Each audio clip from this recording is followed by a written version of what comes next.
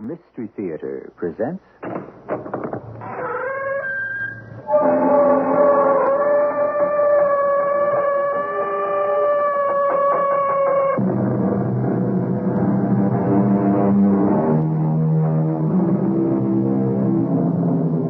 Come in.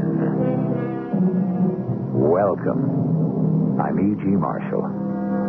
Are you ever overcome these days by a kind of helpless feeling that you are hopelessly trapped in a plastic world? That your life is invaded, even ruled, by that faceless, inhuman monster, the computer? This is the story of a man, such as you and me, and of the lengths to which we, too, might be driven. Walter, look out! Young fool, he could have killed us. It wasn't his fault. I didn't see him. Oh, darling, you must have seen him coming out of the side road. No, I didn't see him. Oh, look, if you're planning to kill yourself, Walt, please don't do it with me in the car.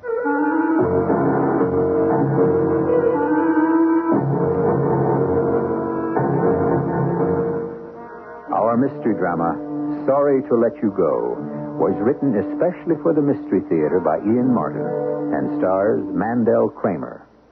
It is sponsored in part by True Value Hardware Stores and Buick Motor Division.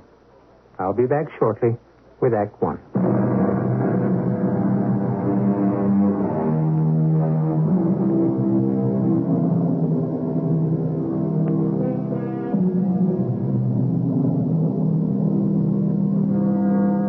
If the human being ever loses out to the machine, what will have defeated man is the machine's impersonality. You can't come to grips with a machine, let alone fight it. It's like all the mythic terror figures who grew a fresh arm or head as fast as you lopped it off, or drew new strength from the ground every time they were knocked down, or who were impervious to any fear of defeat, and so never suffered it. The machine suffers no reverses because it cannot feel. So in the contest, man must always be the loser. Or must he?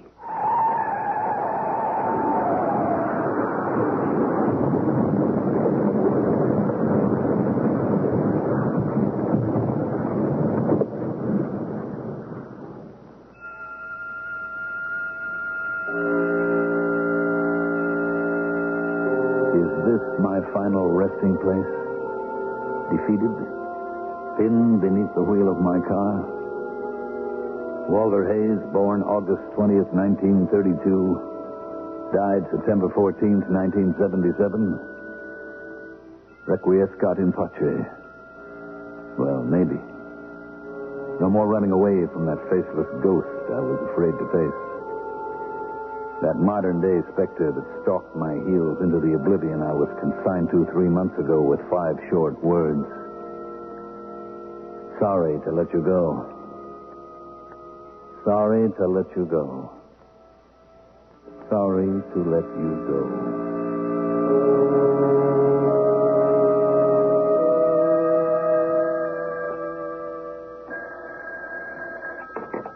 Files of records, Miss Thompson speaking. Oh, no, I'm sorry, Mr. Portman. Walter Hayes is out of the office at the moment. Yes, that's right. Today's the 14th of July. Oh, I see. Well, it's not on his calendar, but I'll be sure to remind him. Oh, Mr. Hayes, you just had a phone call. Oh, who was it? Mr. Portman, he wanted Forget it, Sandy. But, Mr. Hayes, it was business. All the more reason to file and forget it. I won't be taking any more calls, business or otherwise. Oh, what is it, Mr. Hayes? Can I help you? Yeah, I wish you could, but it's too late for that. Oh, well, what are you doing?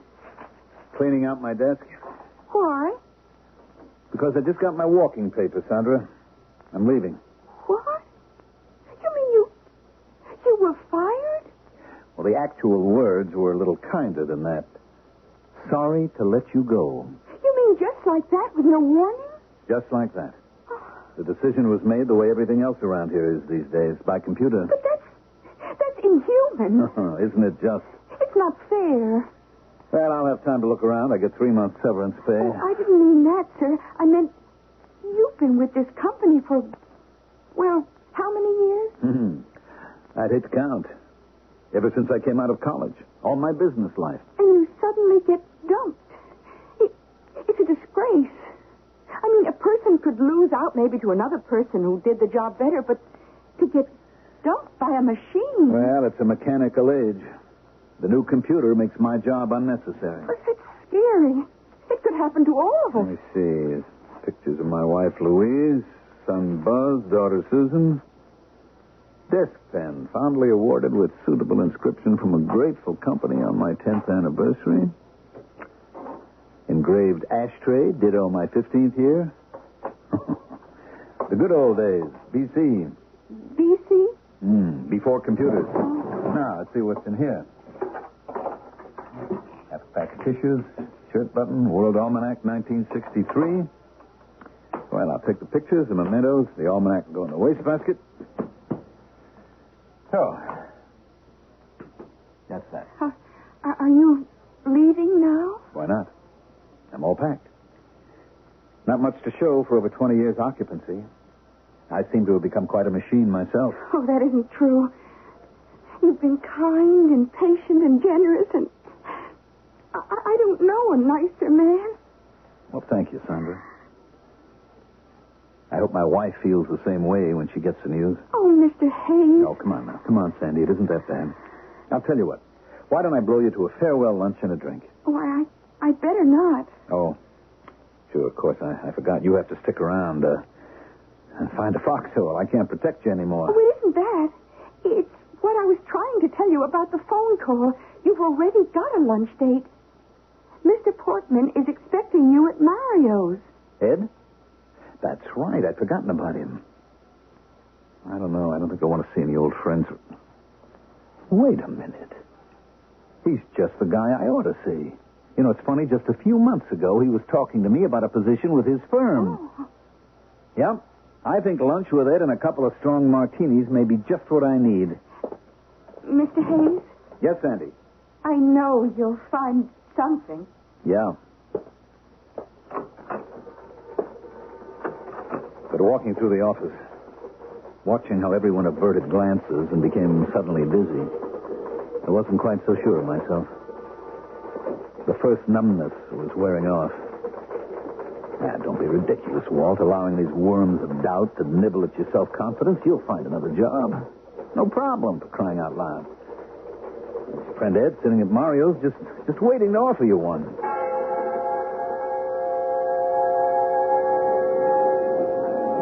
Now, what you need, Walt, is another drink. No thanks. You must have something on your mind. Now, what is it? Dame trouble? No, nothing like that. I've been kicking around the idea of maybe making a change in jobs, Ed. No? Why'd you want to do a thing like that? No, just a notion. Thinking back to something that you happened to mention a few months ago. Me? Don't you remember? You were all revved up about me coming over to your shop. Oh, forget it, Walt. Pipe dreams. We got in a new efficiency expert who blew the whole picture. We're not looking for warm bodies anymore. We're putting in the mechanical marvel. Computers? Yeah. You shove a lousy card in the slot, and out comes the answer to everything. Look, Ed, I'm not joking. I'm asking you about that job you mentioned in your department in sales. No, that's way below you, Walt. I mean, those guys start at $6,500 in commission. If they rouse their bustles off, they're lucky to clear $12,000 to $15,000 a year. And without the know-how, even a guy like you couldn't climb back to his own salary in 10 years. Walt's sure sitting in a catbird seat. What do you want to change jobs for anyway? Ed, I just got fired. I'm looking for a job. Oh, well, no problem for you to find one, old buddy. I hope. Sure. Oh, hey, Walt, I meant to tell you when I came in that we kind of blew the lunch. I mean, it's a little late, and I'm going to have to duck out. Well, don't let me keep you. Oh, you understand. Sure I do, Ed. Anton. No, this is on me. What the heck? I'm the working stiff. No, I'll get it. I'm not on the ropes yet. No, my invite. I'll pick up the check. And, I'll do you one more favor, Walt. What's that? Free advice from an old salesman.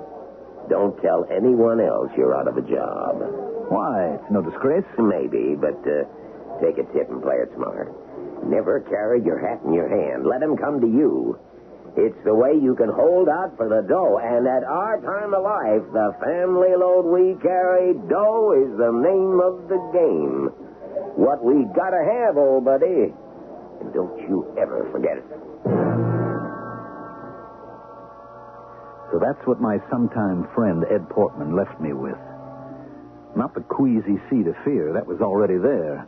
But the fertilizer to nourish it and make it grow. Suddenly, a ghastly parade of all the things my paycheck went to sustain was unreeling in my mind. The payments on the house, the cars, the furniture. Well, that was only the beginning. There was taxes, school fees, the wall-to-wall carpeting that had seemed such a necessity, light, heat, water, commutation. There's nothing of insurance. Insurance on the house, the cars, hospitalization, furniture, the floater on personal items and jewelry. Most important of all, the company life insurance. That ends, too, with my job. The first thing I have to do is convert. No point in rushing to convert, Mr. Hayes. You're fully covered till the end of your severance. Well, I don't want to let it go. Oh, of course not. But at your age, conversion would be very expensive. Let's hope it can be avoided. Yes, let's do that. Wait a few weeks. As soon as you're employed again, undoubtedly there'll be a new group policy. And if I'm not employed? Automatically, we'll convert to term life for you. Would you want to carry as much as your firm has been carrying? Well, of course. Why not? Well, without the advantage of a group rate, well, I mean, as an individual, it would be rather costly. Well, there'll be one comfort.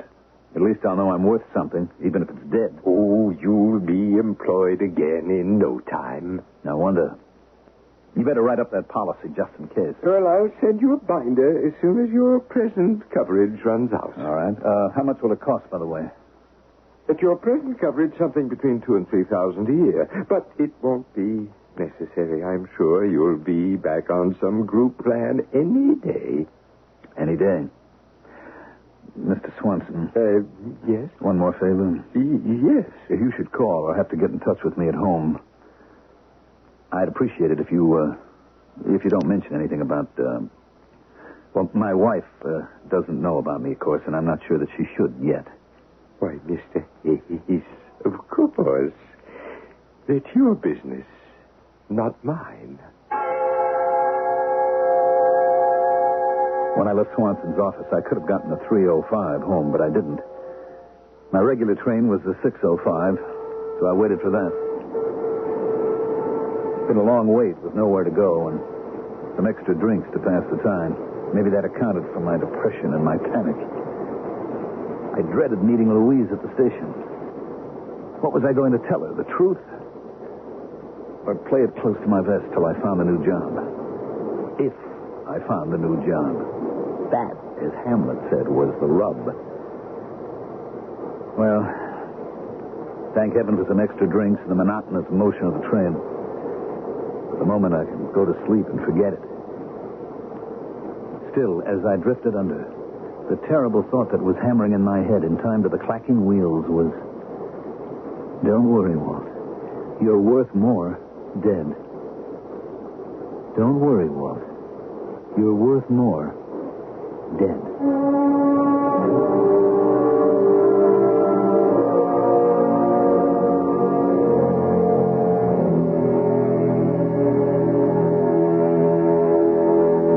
Neurotic? Walter Hayes? Mr. Ordinary commuter, middle-level executive, secure in the high upper percentile of any job profile study in America? But now, suddenly unemployed in a computerized society and joining a shockingly large army of his fellow citizens. Are his fears justified? Is it true that he is worth more dead than alive? I shall return shortly with Act 2.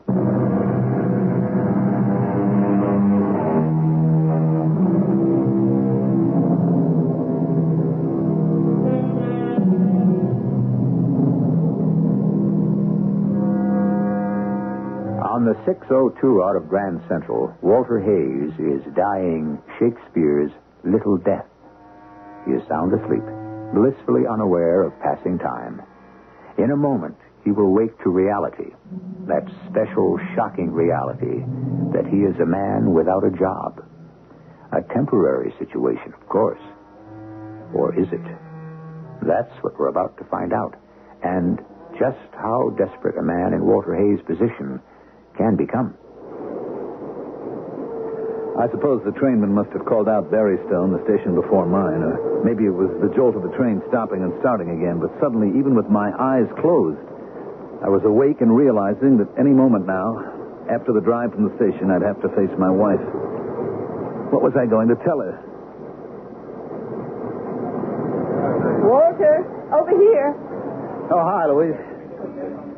Well, how'd you get my car? Oh, darling, I'm sorry to greet you with disaster, Walt, but the generator went on the station wagon. Oh? I had to have it towed to the service station, and then I caught a maxi taxi down to the parking lot to pick up your car. Oh, you poor darling. Sounds as though it's been a bad day. Oh, horrendous. I hope yours was better. Mine?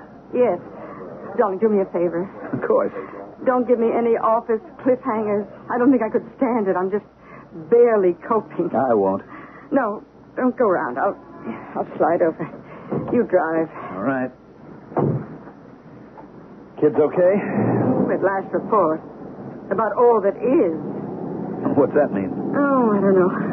The washing machine is making those ominous sounds again, and the septic tank man says we've got to have new fields. How much? Oh, we won't even estimate the way prices are. Well, cheer up, darling. It's only money. No, which we never seem to have enough of. Oh, well, never mind me. How was your day? And if anything went wrong, don't tell me. I might dissolve in helpless tears. Oh, it was just a run-of-the-mill day. Nothing special. So that settled that.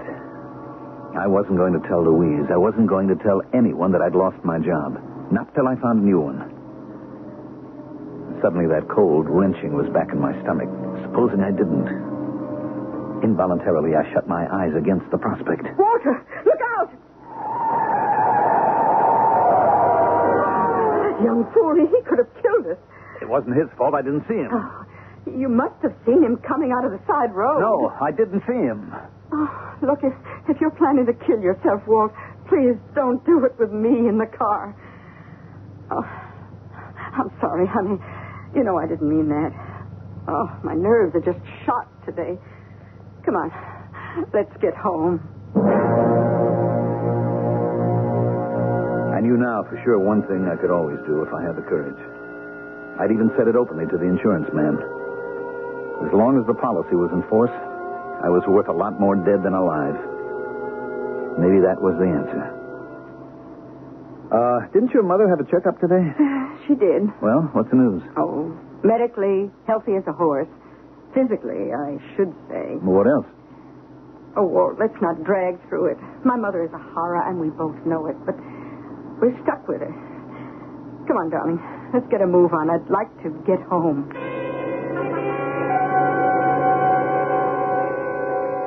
Doctors, don't any of them know what they're doing. What is it you're sorry they didn't find, Bertie? What does that mean? Mother, you don't have some major disaster to report. Well, you don't have to sound as if you're sorry, I don't believe. I was only trying to help out.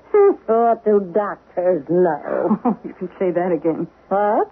I mean, you already said it once. Just a kind of a joke. I don't see anything funny about the state of my health. Neither do I, Bertie. What did you say? Oh, it's not worth repeating. Cheer up, Bertie. From the medical report, you're going to be around a long time. How do you know? Oh, I've got my troubles, but I just don't talk about them. Some of us know how to bear our crosses silently. Mother, will you stop being such a hypocrite? Hypocrite? That's what I said. To talk to a sick old woman You're like no that. more sick than I am. Or maybe I don't even mean that, because I am sick. Sick? Of what? Of hearing you go on and on complaining. Louise, honey. No, Walt. Don't try to stop me. I've had a bad day, and Mother is the capper, and I can't take it. I've had her up to here. Well, I never. I suppose you're wanted me to go to the doctors and come back and tell you I was dying. Oh, for pity's sake, I couldn't... That's what you want, both of you, isn't it? You'd like to have me dead and out of the way. Oh, Bertie, I never even suggested, and I'm sure Lou didn't mean If I put my mind to it, I'll outlive you all. No matter how much you'd like to see me gone. Of course, the whole thing was ridiculous. She was an impossible woman. But suddenly, what she was accidentally implying made a huge amount of sense. One thing Bertie had, in addition to a small trust fund, was a whopper of an insurance policy her ex-husband had taken out and which was all paid up. I suddenly looked at her in stark, horrible realization that if anyone had to die, it was better her than me.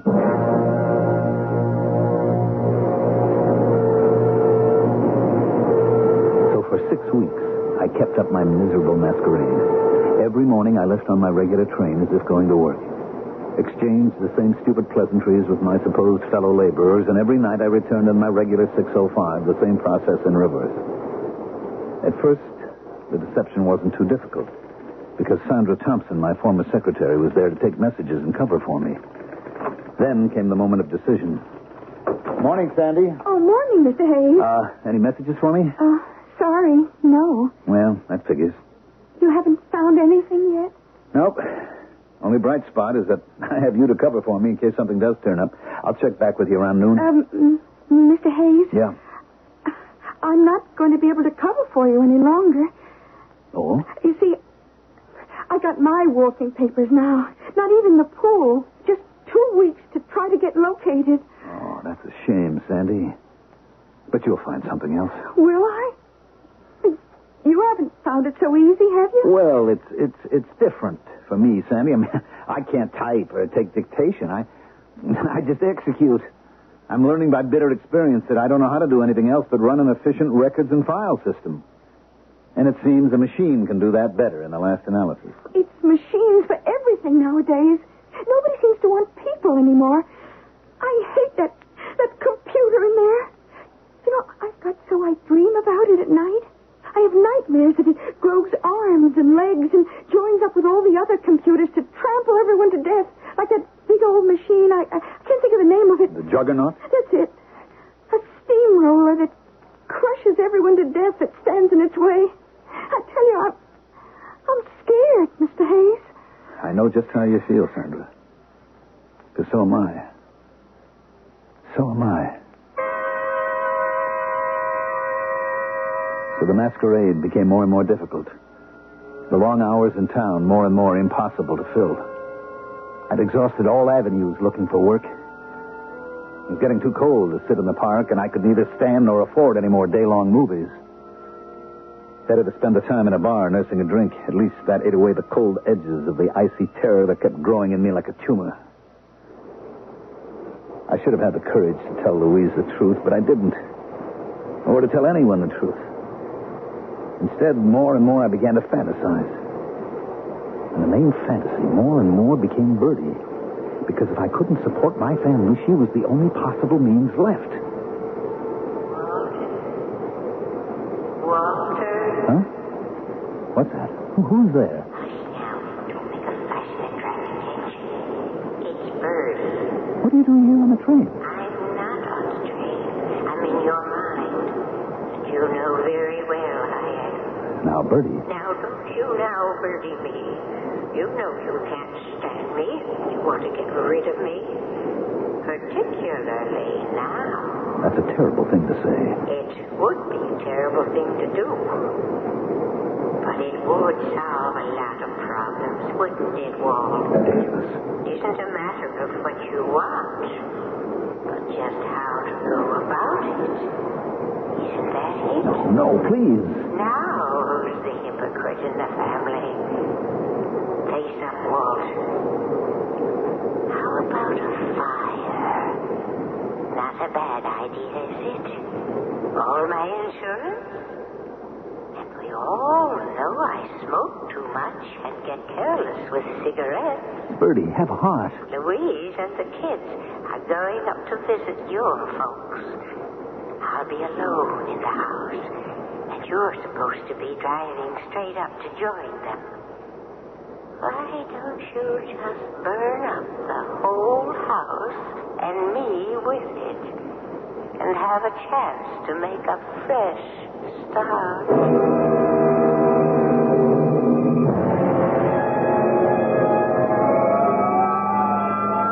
Wait a minute, sir. Where do you think you're going? I've got to get in there. That's my house. Hey, wait. Now, just take it easy, mister.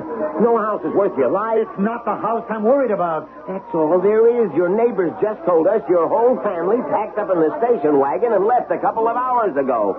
The house is empty. Nobody's in there. It was as though time stood still.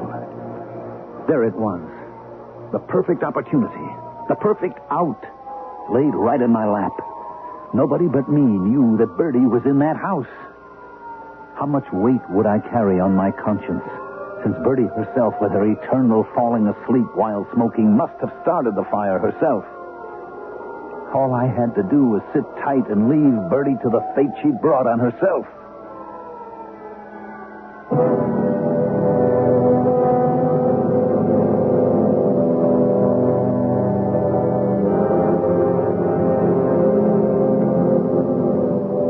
What would you do in the same circumstances? No, I shouldn't say do. I should say, what would cross your mind? The temptation might be there, wouldn't you say? But of course, you or I would resist it. Or would we? Let's find out, anyway, what Walter Hayes did when I return shortly with Act 3.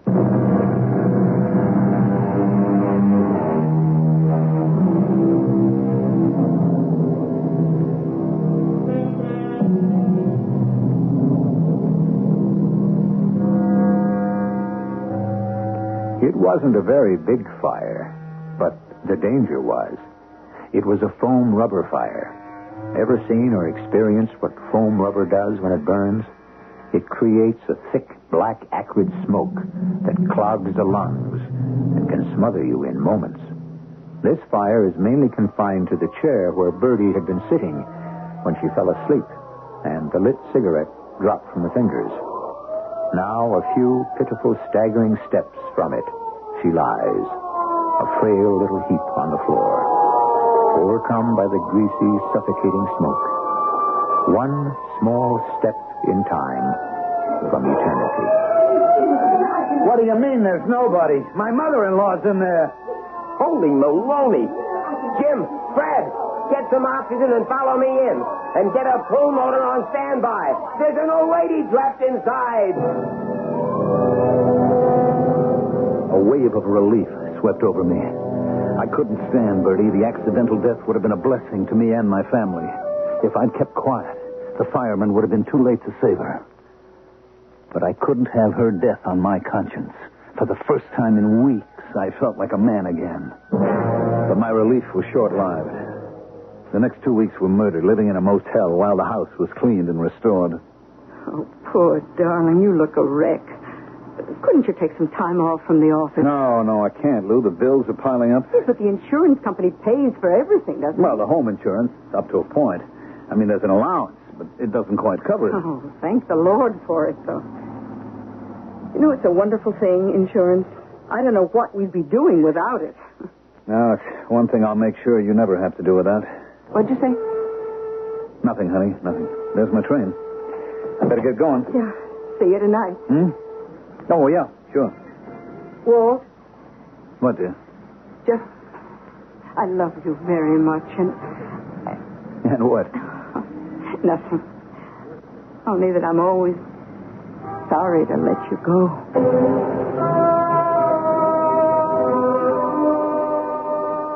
All the way in on the train, that damn phrase kept running around in my mind like a hamster on a wheel. Sorry to let you go. Sorry to let you go. The way all this had started. The way more and more it seemed it must inevitably end. Poor Lou. She had no idea how near she was to losing me. Oh, how I longed to tell her the way things really were, to have her put her arms around me and comfort me.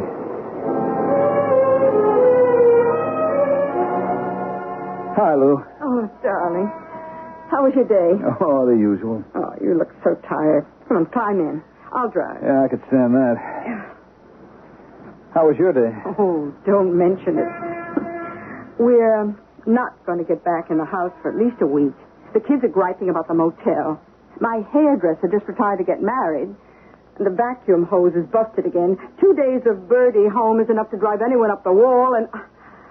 Oh, did you bring home your check? Oh, no, I forgot to pick it up. Why? Oh, it was just a... Well, I had a call from the bank. They said we're overdrawn. Overdrawn? That's ridiculous. I'll straighten that out with Charlie Northup first thing in the morning. Well, he seemed sort of upset as if...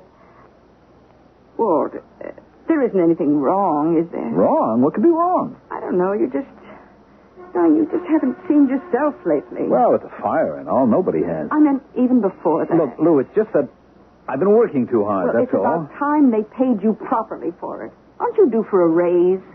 Not this year. Look, Lou, I don't know why. The very least I hope you expect is a thundering good bonus. We can use it.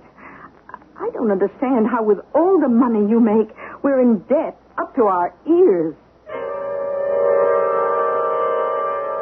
Funny, I was ready to tell Lou just before she brought up the debts. But, I don't know, that kind of knocked the pins out from under me. I was ashamed to tell her what we were about to face. I felt inadequate. Ashamed. I couldn't admit it. That I was a failure. I mean, Lou could have married any one of a dozen guys who'd all become big success stories. Most of them are still our friends. I didn't want them to know about me, so now I was no longer just afraid, I was desperate. That's why when I bumped into Ed Portman the next day, even though I knew he'd been avoiding me, I was ready to swallow my pride. Hi, Ed. Well, hey, Walt. Where you been hiding yourself? Oh, I've been around. I just haven't run into you. Yeah, well, I've been on the road quite a bit. Say, how's it going, fella? Well, I'm still out of a job. Hey, that's tough. Say, I wish I'd run into you sooner. We could have shot the breeze some. But you just caught me on the way to a board meeting. Well, look, maybe that's a good time. Eh? Maybe you could put me up for a job. Hey, now, we talked about that, remember? Ed, you once couldn't wait to have me come over with you. You said that. Yeah, but the boat sailed on Look, that. Ed, I'm desperate. Get me anything, Ed. Take me on as a salesman. Oh, now, that's for kids fresh out of college. It's expensive training, Walt, and you can't expect a company to lay out like that for a man your age. Ed, I've got to get something. What am I going to do? Oh, well, something will turn up. Hey, look, take this card. Try these people. Who are they? Just what the doctor ordered for you. A real live wire agency for placing people in executive positions where you belong, Walt. If anyone can find you a spot, they can. Oh, well, I gotta run. I'll be seeing you. He waddled away, even his back expressing relief that he'd gotten away from the leper. I was so mad for a moment that I was looking at him through a red haze, my hands gripped so tightly that the nails dug into my palms. As soon as my hand stopped shaking, I read the card. Executives Unlimited, it said. For the chance of a lifetime. And the last chance may be of mine. I decided to follow it up. I don't know how I got through the next days waiting to hear from the agency. I'd left my dossier with them, and they'd promised to be in touch. Then this morning, today, the letter setting the appointment was there, along with another one from the insurance company. It was a new policy for term life, and the premium was $2,740. It might as well have been $27 million. I had one check left on my severance pay still coming, and the old insurance was still in force until the end of the month. I went by the office to pick up my last check, and on the way out, I stopped in the computer room. I watched it clicking away, impersonally doing my job. It was all I could do not to tear it apart, to smash it, destroy it as it had destroyed me. And feeling a little ridiculous, I headed for my interview. I have read your background, Mr. Hayes. It's very impressive, but I'm afraid we can't help you. Why not? We couldn't hope to find you anything at your price level. Well, I'm willing to take a little less than I was making. That wouldn't help. Well, you don't question my ability. It isn't a matter of that, sir. It's your age. My age? Look, I'm only 48. In today's corporate setup, the fringe benefits make you, I'm afraid, virtually unemployable. What do you mean? Pension, insurance, welfare, major medical. It's just a statistical matter, of course, but for a company to employ you at the cost rates for your age bracket would be ruinously expensive. The rates would be prohibitive. Well, look, suppose I wanted to waive the fringe benefits. Isn't that possible? In certain special and isolated cases, yes. But not with the companies we deal with, or most companies today. It's hopelessly inefficient for them to make personal deals at the middle level. They look for someone to fit the machine. The machine? Yes, sir. You're telling me that I'm not employable? Not quite, sir. What I say What kind of a world is this that's run by machines? No matter what my background or intelligence or ability, you're telling me that because I've reached a certain age, I don't punch up the right holes in a card, so I don't fit the machine? That the mistake I make in being a human being and not a mechanical robot, designed to fit the right blueprint and specifications? Isn't there any room in the world for people anymore?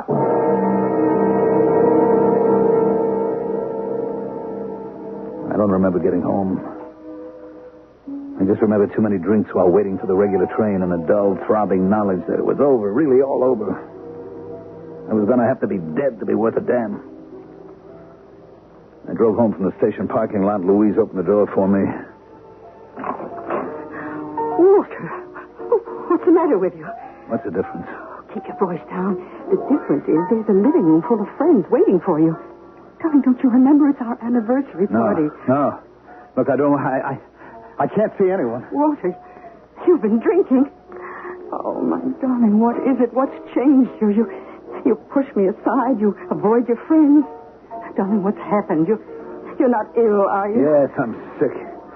I'm sick to death, Lou. If you want to know what happened, I can't face any of you because I'm a failure. I lost my job 3 months ago, and I can't get another. And I found out today I never will. Only way I'll be of any use anymore is to be dead. Walter! Walter! Darling, please, don't!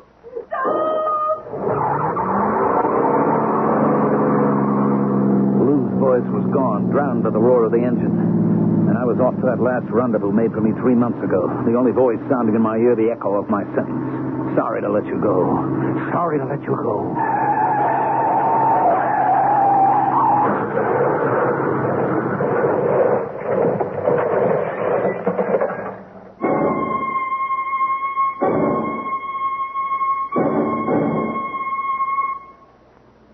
I came back to pain. Pain in every bone of my body. And that smell, which only means a hospital. When I opened my eyes, Louise was bending over me. Hello, darling. Hello, Lou.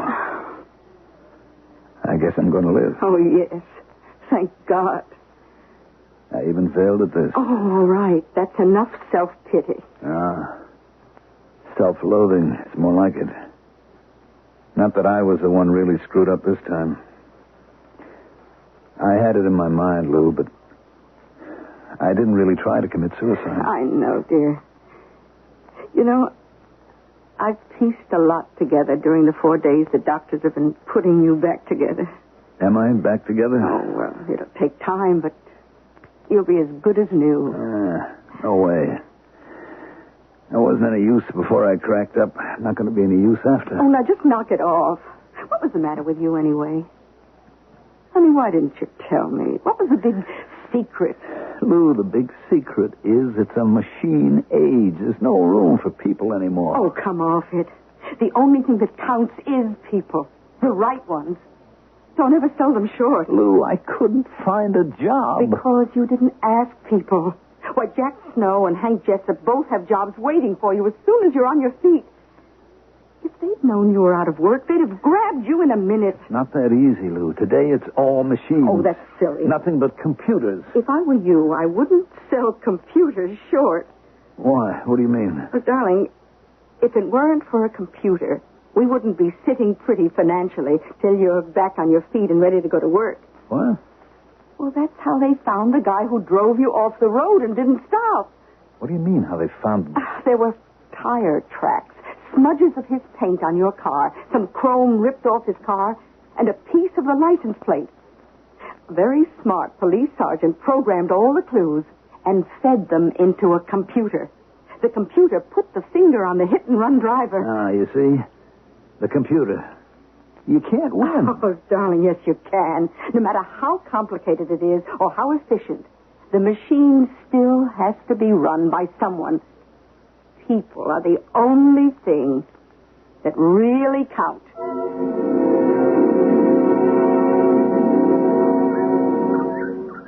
Ward? Yeah, honey.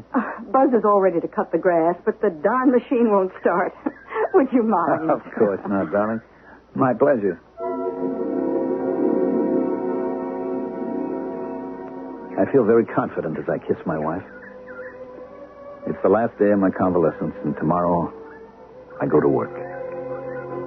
Ironically, I'll be programming systems for a computer. But I'm top dog, you see. Because the machine is only as good as the man that runs it. People are what really count.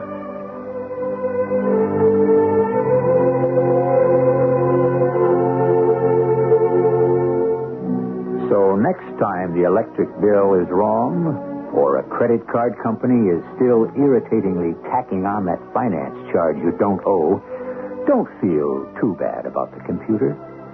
It's only as good or bad as the person that runs it. I'll be back shortly.